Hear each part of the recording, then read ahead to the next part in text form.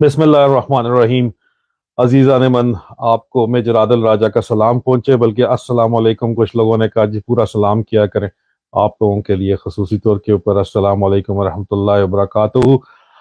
सूरत हाल बड़ी तेजी के साथ तब्दील होती जा रही है।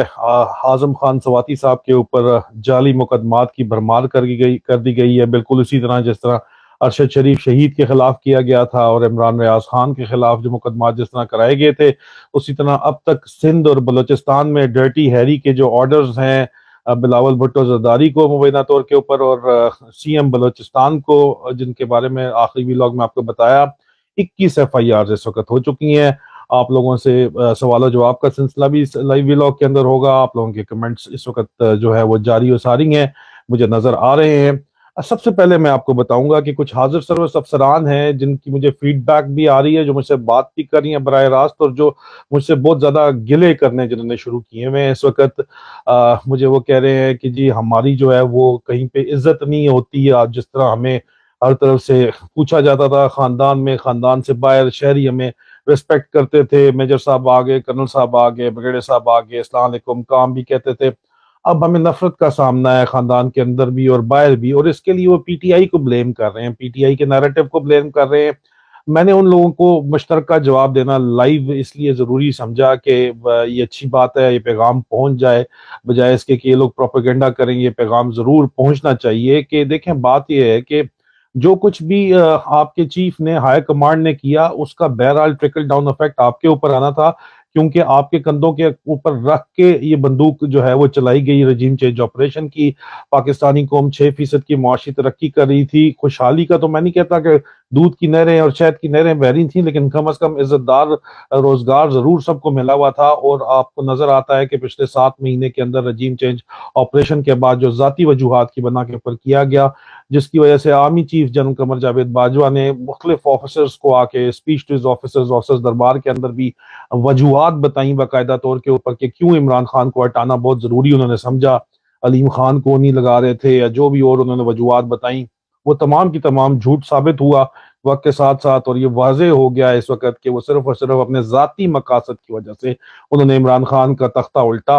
और जो लोग कहते हैं कि नहीं ये कोई जमहूरी अमल था, तो उनको मैं कहता हूं कि यार है, मैं रहने दो यार, खुदा का वास्ता है। आपको भी पता है पाकिस्तान में किस तरह हालात चलते हैं, कौन चलाता है हुकूमत, पीछे कौन है, एस्टेब्लिशमेंट की सारी ताकत है। सिर्फ और सिर्फ मईशत चलाने के लिए आप जमहूरी हुकूमत सामने आपने बैठा के रखी होती है।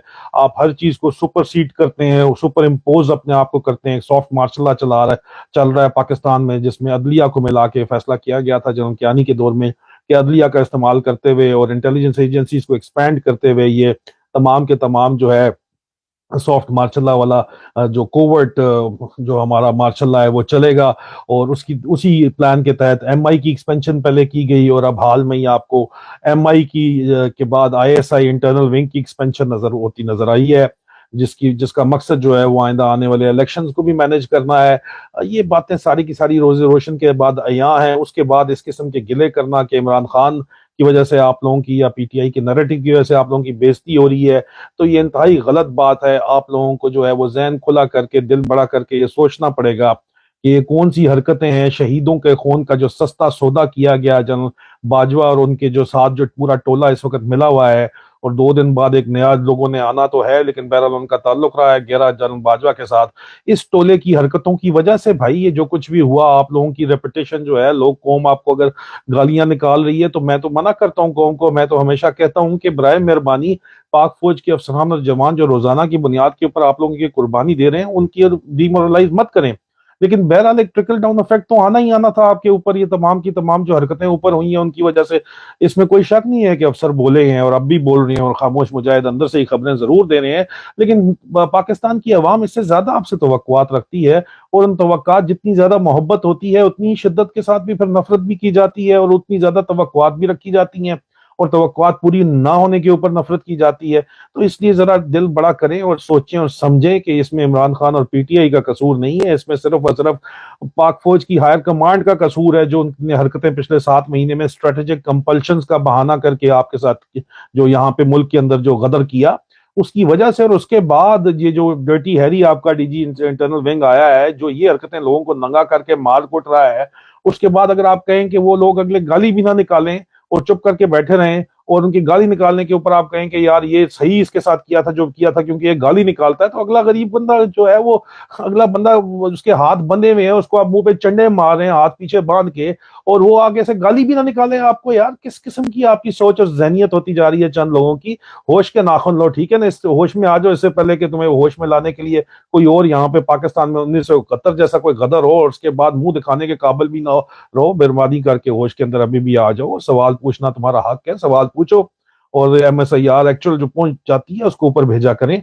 ये बहरहाल एक बात चीज जो है वो कुछ हाजिर सर्विस अफसरान को मैं बतानी बहुत जरूरी थी, जो इस वक्त प्रोपेगेंडे के जेर असर जो है वो, जिनको बातें बाहर सुननी पड़ी हैं, जिनको नारे लगते हैं, गो बाजवा गो के नारे उनको सुनाई देते हैं, तो उनको तकलीफ होती है। मुझे भी हुई थी तकलीफ जब गो मुशर्रफ गो के नारे लगे थे, मैं नौशहरा में पोस्टेड था और लोग गाड़ी के शीशों के अंदर भी मुंह दे के नारे लगाते थे और तकलीफ हुई थी। तो तकलीफ के नतीजे में फिर हमने जाके कोर कमांडर्स को बोला था कि सर इनफ इज इनफ, इसको कहीं अभी जाए, हमारी इज्जत रहने दे। तो अभी वो तो जा रहा है, अगला जो आ रहा है उसके साथ भी आपको ये मुतालबा करना पड़ेगा कि अपनी इज्जत आपके अपने हाथ में है, आपने इज्जत अपनी बचानी है। तो सियासत से दूर रहना एक चीज है, लेकिन हालात जो खराब किए हैं उनको संवारना भी अपनी जिम्मेदारी है। फ्री एंड फेयर इलेक्शन करवाएं और बस बात खत्म हो जाएगी। और पहले स्टेप के अंदर ये जो गंदे अंडे जो इस वक्त सामने फ्रंट के ऊपर आके खुल के फौज को बदनाम कर रहे हैं, डर्टी हैरी और उसके सेक्टर कमांडर की तरह, खुले लाइन लगाए, इनको फारिग करें, इंक्वायरी खोले इनकी, क्यों इनको बगल बच्चा बना के रखा है। अगर इनको प्रोटेक्शन देनी है, इनको बॉल्स देने हैं, तो फिर गिला ना करें कि यार आपको कौम गालियां क्यों दे रही है। यहां तक की तो ये बात है। दूसरी बात यह है कि आजम स्वाति के ऊपर जो है वो 21 FIR करने की क्या तुक बनती है जनाब। वो 21 FIR जो है वो बिलावल भुट्टो साहब जो है वो जमहूरियत के जो चैंपियन है, उनसे मैंने बराह रास्त पूछा है सवाल कि ये कौन सी डेमोक्रेसी है, ये कौन सी फ्रीडम है। बलोचिस्तान में के अंदर तो चलो वो 7 अरब रुपए दे के जिनको आए हैं उन्हीं के ऑर्डर्स उन्होंने सुने हैं, उनसे तो सवाल करना ही जो है वो बेकार है। लेकिन कम अज कम बिलावल साहब जो है वो फ्रीडम नारा तो मारते हैं जमहूरियत का, और वो एक अपनी values, Pakistan Peoples Party as a whole जो है वो अपनी बीबी की वैल्यूज को या जुल्फकार अली भुट्टो की वैल्यूज को सामने प्रेजेंट करके अपना एक प्रेजेंट उन्होंने फेस रखा हुआ है। उन वैल्यूज के अंदर, उन जमहूरी इक़दार के अंदर कहाँ पे किस जगह के ऊपर ये चीज आती है कि जी 21 FIR चले आप में, जो 16 के करीब आप लोगों ने सिंध के अंदर कर दी है और मजीद आप लोग करते जा रहे हैं, ये रातों रात आप किसी पार्लियामेंटेरियन के ऊपर कर दें, किस तरह आप ये कर सकते हैं भाई? ये किस किस्म की जमहूरियत है? तो ये सवाल इंतहाई जायज सवाल है जो आपके साथ पूछा जा रहा है। और उसके बाद मैं आपको बताऊं कि जलन कमर जावेद बाजवा को रातों की नींद तक तो आती नहीं है, ये सारी की सारी बातें सुन के साइकेट्रिस्ट उनका इलाज कर रहे हैं इस वक्त, एंटी डिप्रेशन एंटी एग्जाइटी गोलियां खा के और नींद की गोलियां खा के उनको नींद आती है। और आजकल वैसे ही मखमूर से वो आपको जो नजर आते हैं वो उनकी डोज बढ़ा दी गई है गोलियों की, क्योंकि हार्ट में उनके पहले 3 स्टंट्स जो है वो पड़ चुके हैं। अब मजीद उनको आगे हार्ट अटैक ही होगा और वो कहीं और ही जाएंगे, और इसलिए अभी जो है गोलियों की उनकी मिकदार बढ़ा दी गई है।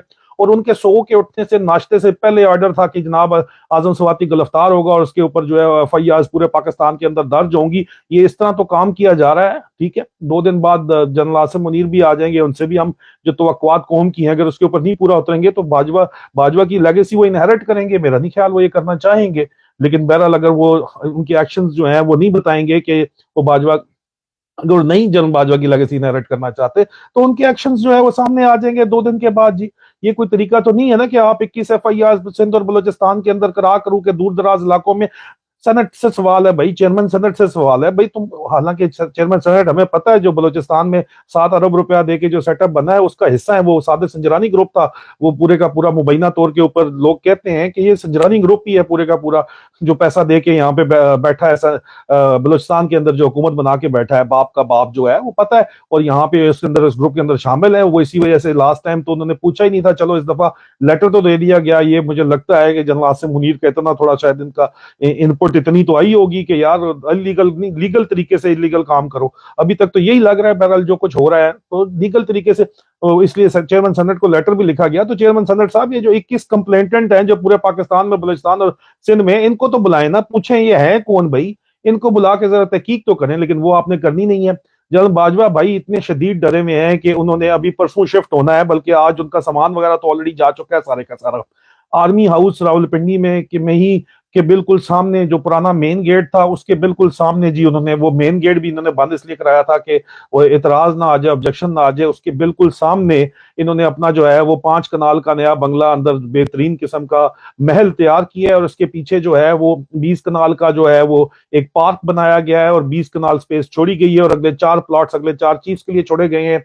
हेडक्वार्टर एंटी नारकोटिक्स फोर्स पुराना गिरा के वो बनाया गया है वहां पे, और उसके अंदर शिफ्ट हो रहे हैं। लेकिन उसको शिफ्ट होने के लिए जनाबे मन ये बात है कि अभी इनको अपनी जान की इतना डर लगा हुआ है कि पाकिस्तान से बाहर भी इनको पता है नवाज शरीफ का हाल देख के कि जहां भी जाएंगे वहां जलील होंगे। तो वहां तो ये सिर्फ छुट्टियां गुजारने जाना चाहते हैं, क्योंकि अभी दुबई में हाजिर सर्विस चीफ थे तो बारबेक्यू टुनाइट के ऊपर गए हैं, तो लोगों को घूर घूर के दुबई में लोग इनकी तस्वीरें उतार के इनको आगे से बातें सुना रहे थे, तो इनको वहां से खाना आता छोड़ के जाना पड़ा है घूरियां करा के लोगों को। लेकिन लोगों को तो परवाह नहीं है पाकिस्तान से बाहर। ये चीज देखते हुए अभी ये पाकिस्तान में ही अपने शाहाना अंदाज में रहना चाहते हैं, और पैसा तो इतना ज्यादा कमा चुके हैं कि अपनी प्राइवेट आर्मी अपनी सिक्योरिटी के लिए बना सकते हैं, क्योंकि इनको सिक्योरिटी का ही तो मेन इशू है। और अपनी सिक्योरिटी के लिए ये अपनी एक प्राइवेट फोर्स भर्ती कर रहे हैं, पूरी की पूरी सिक्योरिटी कंपनी अपनी जो है एक अलहदा बना रहे हैं, जिसमें 16 बलूच से भी और बलूच रेजिमेंट से और बलूच रेजिमेंट सेंटर को कहा गया है, एक्स SSG के जो बलूच के इनको लगते हैं कि सिक्योरिटी वेटेड लोग हैं, जो जिनकी सिक्योरिटी भी क्लियर है, जो उनके वफादार भी रहेंगे, इन्हीं को गोली नहीं मार देंगे इंदिरा गांधी की तरह,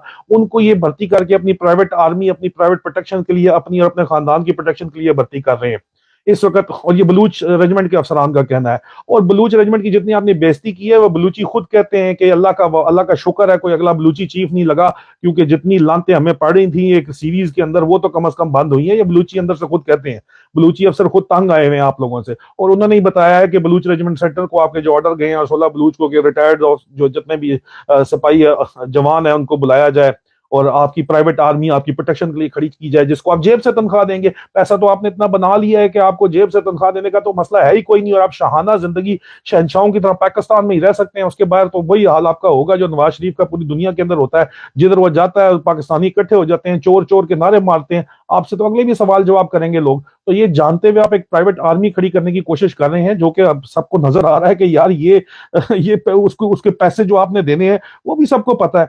तो ये अभी बात ये है कि मैं अपने भाइयों को कहता हूँ फौज के अंदर कि यार ये सवाल जो सही है ये सवाल पूछो ना। फिर अभी कौम कहती है कि आप लोग किस किस मर्ज की दुआ हो। कौम आपसे जो डिमांडें रखती है, अगर इतनी आपसे जितनी मोहब्बत करती है उतनी उनकी आपसे तवक्कुआत थी, अगर आप उनकी तवक्कुआत के ऊपर पूरे नहीं उतरते तो फिर जाहिर बात है फिर वो आपको थप्पड़ तो मार नहीं सकते फिलहाल, लेकिन ये है कि गाली तो निकाल सकते हैं और निकालेंगे गाली और आपको सुननी पड़ेगी।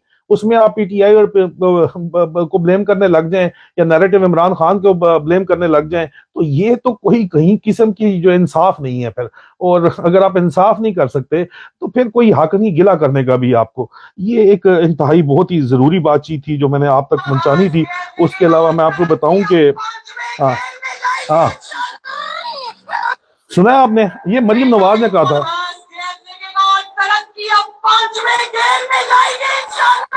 हाँ तो ये 5वां गेयर मरियम नवाज साहब ऐसे मैंने पूछा है जी। ये जो तरक्की इस वक्त आपको नजर आ रही है 5वें गेयर में गई हुई, मरियम नवाज साहिबा फरमा रही हैं कि जी महंगाई को जो है वो महंगाई को रिवर्स गियर लगेगा और तरक्की 5वां गियर में जाएगी। ये किधर गई यार महंगाई, और किधर गया जनाब ये किधर गई वो तरक्की, और महंगाई का भी क्या हाल है वो आपके सामने है। इसके बाद आप मुझे बताएं तरक्की का क्या बना भाई, और इसके ये जवाब देने पे तैयार ही नहीं है। इमरान खान साहब ने मास्टर स्ट्रोक खेला है इस वक्त कि जनाब हम असेंबली से जा रहे हैं तो जो पुराने सेक्रेटरी इलेक्शन कमीशन है उनको कहा गया है डर्टी हैरी एस्टेब्लिशमेंट की तरफ से कि आप कंवर दिलशाद साहब जो हैं उनको कहा गया है कि जी आप इलेक्शन करें, आप प्रेस कॉन्फ्रेंसेस करें और मीडिया में जाके ये बयान दें कि इमरान खान गिरा ही नहीं सकते हुकूमत और ये गैर कानूनी है। एक नैरेटिव मतलब ये पैनिक के अंदर आ गए, इमरान खान ने छिक्का मारा है और ये पैनिक के अंदर तशरीफ ले इनको हो गई है, पैनिक इनको शुरू हो गया है। उसके अलावा PPP और PMLN को बैना तौर के ऊपर डर्टी हैरी की तरफ से ऑर्डर दिया गया है कि आप प्रेस कॉन्फ्रेंसेस करें इमरान खान के खिलाफ। मतलब शदीद किस्म के ये लोग जो है इस वक्त पैनिक के अंदर आए हुए हैं। और बात यह है कि इस पैनिक मोड का फिर और इनके तमाम के तमाम लोग बयानात तो यही दे रहे थे ना कि भाई तुम छोड़ दो पंजाब की हुकूमत और KP की हुकूमत तो हम इलेक्शन करा देंगे। अब इमरान खान छोड़ने के ऊपर तैयार हैं, अभी आप लोग पैनिक मोड में क्यों आ गए हैं भाई, कराए फिर इलेक्शन। अभी तो इमरान खान ने अब वो कह दिया कि ठीक है हम छोड़ते हैं असेंबली से जाते हैं, तो अभी आप अपनी बात से अगर फिर मुकर जाएं तो इसका तो फिर यही मतलब है कि आप लोगों में कोई गैरत शर्म हया सिरे से मौजूद है ही नहीं। इसी वजह से आप ये हरकतें कर रहे हैं जो भी आप कर रहे हैं। और फिर इन हालात के अंदर जनरल बाजवा साहब को किस तरह नींद आएगी। और जनरल बाजवा लोग कहते हैं साहब मत कहा करो, मैं यार वाकई मेरा दिल तो करता है लेकिन मेरी तरबियत ऐसी नहीं है, लेकिन दिल तो मेरा करता है कि उसको जिस तरह सर हैदर ने उसका नाम रखा है बगलोल, और मेरा दिल तो आज मैंने ट्वीट के अंदर भी लिखा जनरल बाजवा उर्फ बगलोल। दिल तो मेरा करता है सिर्फ बगलोल बोलूं मैं उसको, लेकिन मेरी तरबियत इस किस्म की नहीं है और मैं क्या कह सकता हूँ। लेकिन ये है कि आप लोगों का ये भी गिला है कि इन सब लोगों को जो है वो साहब न बोला करो। लेकिन एक चीज होती है तरबियत, उसके मुताबिक जो है जाहिर बात है आपको बातें कुछ करनी पड़ती हैं। कुछ चीज होती है जो आपसे फिर भी रहा नहीं जाता, जिस तरह उसको बगलोल कहना रहा नहीं जाता, जिस तरह इनके बलूंगले बलूंगड़ियों को कतूरा कहना जो है वो रहा नहीं जाता। तो वो तो जाहिर बात है कि वो फिर जरा सोच समझ के बात करनी पड़ती है। और एक सवाल मैं जरूर पूछूंगा, मैं सवाल पूछता हूं जनरल कमर जावेद बाजवा से, जो 2 दिन के बाद रिटायर हो रहा है, कि यार आप अरशद शरीफ की शहादत के बाद उनके घर क्यों नहीं गए भाई? और मैं यही सवाल पूछूंगा शोहबाज शरीफ से और इस इंपोर्टेड हुकूमत से कि आप लोगों को किस चीज ने रोका अरशद शरीफ के घर जाके उनका अफसोस करने के लिए? क्यों नहीं आपको इजाजत मिली उनके घर जाने की? आप ये बात तो बताएं ना। उनकी जो तहकीकात है कत्ल की, उनको तो आप मैनिपुलेट कारी कर रहे हैं अरशद शरीफ शहीद की, लेकिन आप लोग उनके घर क्यों नहीं गए भाई? ये सवाल बनता है या नहीं बनता? इस पूरी कौम का सवाल है, सिर्फ किसी एक बंदे का सवाल नहीं है, इस पूरी कौम का सवाल है कि आप लोग क्यों नहीं गए उनके घर? क्यों आप लोगों को किस चीज ने जो है वो रोका हुआ है? किस वजह से आप लोग जो है रोके हुए हैं? इस सवाल के साथ मैं आप लोगों से इजाजत चाहूंगा। आप लोगों की ज्यादातर मुझे यहाँ पे मोहब्बतें ही नजर आ रही हैं, कोई सवाल इतना ज्यादा नजर नहीं आ रहा जिसका मैं जवाब दूं। लेकिन बहरहाल बात यह है कि ये फिलहाल तो ये बेल्जियम शेल्जियम नहीं जाएगा। लोग ज्यादातर पूछ रहे हैं, फिलहाल तो ये यहाँ पे रहना चाहता है, क्योंकि जिस तरह की अयाशी इनकी पाकिस्तान के अंदर है, जिस तरह की शहनशाहियत और बादशाहत इनकी पाकिस्तान के अंदर है, सब अच्छा की आवाजें हर तरफ सलूटो सलूट। रिटायर होने के बाद भी ये सलूट खाना चाहते हैं, ये एक नया प्रेसिडेंस कायम करना चाहते हैं, अपनी प्राइवेट आर्मी बना के। अपनी प्राइवेट आर्मी की इन्होंने भर्ती शुरू की हुई है कि इनको सिक्योरिटी भी रखें, अवाम से इनको दूर भी रखें, और वही प्राइवेट आर्मी सुबह शाम इनको सलूट भी कर लेगी जो इनको आदतें पड़ी हुई हैं, और इनको लगेगा कि हम बहुत बड़े, हम 30 मार खान है और हमने जो कुछ भी किया है वो ठीक किया है। आखिर में मैं सिर्फ अपने हाजिर सर्विस अफसरान को कहूंगा कि इन लोगों को जो आपने गोदी में रख के इन बाबों को आपने सर पे चढ़ाया है ना, अभी आप लोग ही इनको होश के उनके नाखून देंगे। और मैं साथ ये भी कहूंगा कि तमाम के तमाम बाबे इस तरह नहीं है, तमाम जर्नल इस तरह नहीं है। मैं आपको बताऊंगा बहुत एक इंपॉर्टेंट अपॉइंटमेंट हो रही है 10 कोर के अंदर, उनके बारे में मैं आपको बताऊंगा कि वो अपॉइंटमेंट किस वजह से अहम है। और उनकी मैं आपको ये भी बताऊंगा कि उनका उनका बैकग्राउंड क्या है, नए कोर कमांडर 10 कोर का। इसलिए आप सबको तो एक ही उसके अंदर नहीं रख सकते, लेकिन जब इस तरह के लोग, जनरल बाजवा की तरह के लोग जो हैं, वो जो हरकतें करते हैं, अगर उनको एहसास ना दिलाया जाए उनकी हरकतों का, और उनको एहसास किसने दिलाना है? इनसाइड जो सर्विंग ऑफिसर्स हैं उन्होंने एहसास दिलाना है। अगर वो इनको एहसास नहीं दिलाएंगे तो फिर जाहिर बात है कौम तो फिर गालियां ही निकालेगी ना, और क्या करेगी कौम? तो मैं इन सवालों के साथ, इन जवाबात के साथ और इन इत्तलात के साथ इस लाइव वीलॉग से आपसे इजाजत चाहता हूं। इंशाल्लाह बशर्ते जिंदगी बहुत जल्द आपसे दोबारा मुलाकात होगी। फी अमान अल्लाह।